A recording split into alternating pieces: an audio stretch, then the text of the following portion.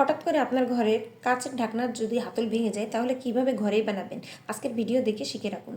এছাড়া অনেক অনেক আদা এখন দাম কম কিনে কিভাবে সংরক্ষণ করবেন 1 বছর পর্যন্ত এবং অল্প সময়ের মধ্যে চলবেন, তো সেটা আমি আজকের ভিডিওতে দেখাবো। বন্ধুরা, ভালো লাগলে অবশ্যই লাইক কমেন্ট শেয়ার করে দিতে পারেন। এখানে আমি দেখতে পাচ্ছেন 1/2 লিটার একটা বোতলের মুখের অংশ কেটে নিয়েছি। এখন একটা চিক গরম করে আমি মুখের যে মুখটা আছে বোতলের ছিদ্র করে নিচ্ছি। তো তার জন্য আমাকে ভালো করে গরম করে নিতে হচ্ছে চিকটা, তার না হলে বোতলের মুখ যেহেতু শক্ত। তো এখানে গরম করে আমি চিকটা আর কি মুখটা পর্যাপ্ত পরিমাণে বড় করে নিচ্ছি, যতটা পরিমাণ আমার দরকার। অর্থাৎ এখানে একটা স্ক্রু যাতে ঢুকে সেই পরিমাণে গরম করে নিতে বড় করে নিতে হবে। তো এখানে আমি দেখেন আমি সিদ্ধটা কিন্তু বেশ গরম করে নিয়েছি। বন্ধুরা, কিছু ছোট ছোট টিপস আছে যেগুলো আমরা শিখে রাখলে বা আমাদের জানা থাকলে আমাদের কিন্তু অনেক টাকা বেঁচে যায়। তো এই যে মুখ কিন্তু বাজারে কিনতে পাওয়া যায় এরকম মুখ। তো বাজার থেকে না কিনে টাকা খরচ না করেও আমরা নিজেরা বানিয়ে নিতে পারি একেবারে সস্তা জিনিস দিয়ে। তো দেখেন আমার এখানে একটা বোতলের মুখ দিয়ে আমি কিভাবে হাতলের মুখটা বানিয়ে নিচ্ছি। এখানে দেখতে পাচ্ছেন আমার এই হাতলটা ধরার কোনো জায়গা নেই, মানে সেটা ভেঙে গেছে। এটা কিন্তু প্রায় ফেটে যায়, ভেঙে যায়। তো ভেঙে গেলে এই পুরা ঢাকনাটাই নষ্ট।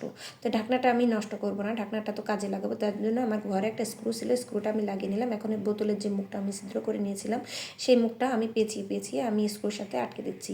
আর বোতলের মুখটা প্লাস্টিকের কারণে কিন্তু এটা যত আর কি টাইট করে আটকানো হবে এটা টাইট থাকবে, এটা সহজে ঘুরবেও না, নড়বেও না, অনেক বেশি টাইট থাকবে, এটা অনেক বেশি কাজে। দেখতে পেলেন আমি পেঁচিয়ে পেঁচিয়ে আটকে দিলাম। এটা এখন কিন্তু অনেক বেশি টাইট। তো তো দেখতে পাচ্ছেন এখানে আমি বোতলের মুখ লাগানোর পরে একটা স্ক্রুর সাথে নাট থাকে, সেই নাটটা এই সাইডে লাগাতে হয়। তো এটা লাগানোর দরকার নেই, কারণ এটা প্লাস্টিকের বোতলের মুখটা অনেক বেশি টাইট, যার কারণে নাটটা আমি লাগাচ্ছি না। এখন এই যে প্লাস্টিকের বোতলটা আমি লাগিয়ে দিচ্ছি, যেটুকু আমি কেটে রাখছিলাম আমি কিন্তু পুরোটাই লাগিয়ে দিচ্ছি।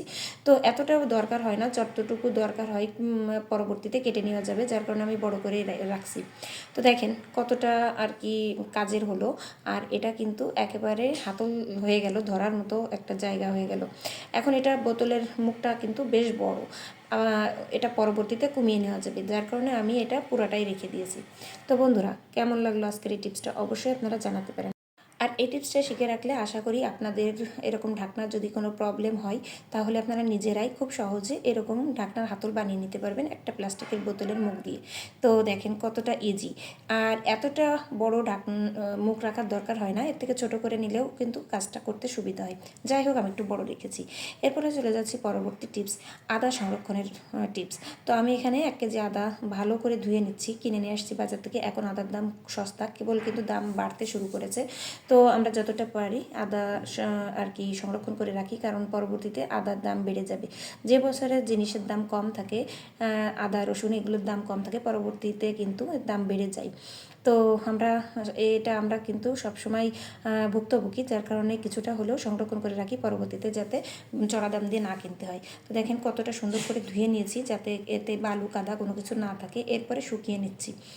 ভালোভাবে শুকিয়ে নেওয়ার পরে এর খোসাটা ছাড়াতে আসছি। তো খোসা ছাড়ানোর জন্য আমরা অনেকভাবে করি, কিন্তু আমি যে পদ্ধতিতে খোসাটা ছাড়াচ্ছি, দেখেন একটা স্টিলের চামচ নিয়েছি, একেবারে 2 টাকা দিয়ে বাজার থেকে কিনে নিয়ে আসছি। একেবারে 2 টাকার কোনো চামচ নেই, অনেক আগে আমি কিনেছিলাম।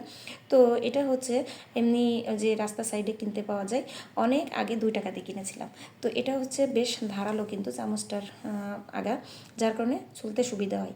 কারণ অনেক সময় দেখা যায় ছুরি দিয়ে কিংবা বটি দিয়ে চলতে গেলে অনেক বেশি ঝামেলা হয় বা হাতে ব্যথা পাই, হাত কেটে যেতেও পারে, যার কারণে আমি চামচটা ব্যবহার করছি। আর এই চামচটা ব্যবহার করার কারণে খোসাটা কিন্তু পাতলা হয়ে বের হয়ে আসছে, মানে খুব বেশি যে কেটে যাচ্ছে তা না, মানে আদা নষ্ট হচ্ছে না, শুধু খোসাটা বের হয়ে আসছে। আপনার দেখাচ্ছি আমি, দেখেন খোসাটাই শুধু পড়ে যাচ্ছে এখানে, পাতলা খোসা।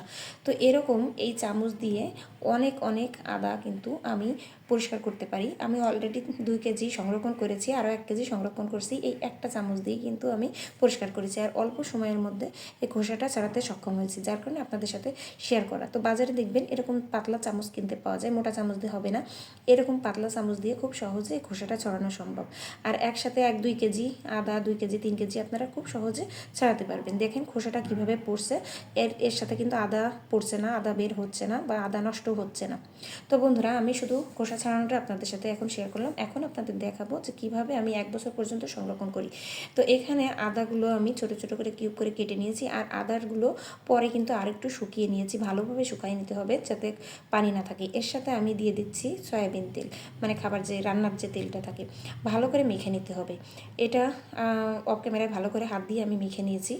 আর মাখার পরে সমস্ত তেলটা যেন আদার গায়ে থাকে সেভাবে মেখে নিয়ে বক্স ভরে যদি ফ্রিজে রাখি, যখন খুশি তখন আমি ব্লেন্ডার করে নিতে পারবো। এতে করে কিন্তু আদাটা অনেক অনেক দিন ভালো থাকবে। অবশ্যই ডিপ ফ্রিজে রাখতে হবে। এভাবে রাখলে স্বাদ গন্ধ সব কিছু অটুট থাকে, যখন খুশি তখন ব্লেন্ডার করলেও কিন্তু এর স্বাদ গন্ধ ঠিক থাকে। তো আশা করি আজকের এই টিপসগুলো ভালো লেগেছে। আজকের মতো বিদায় নিচ্ছি, সবাই ভালো থাকবেন।